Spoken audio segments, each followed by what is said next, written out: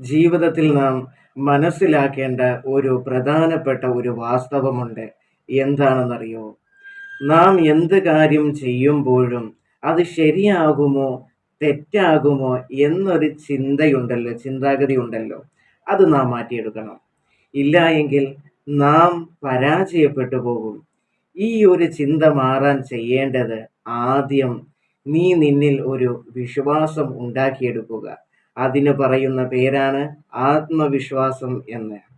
പിന്നെ നീ ചെയ്യുന്ന കാര്യങ്ങളിൽ ശ്രദ്ധിക്കേണ്ട ഒരു വലിയ കാര്യം, നീ ചെയ്യുന്ന കാര്യങ്ങളിൽ നന്മയുണ്ടായിരിക്കണം.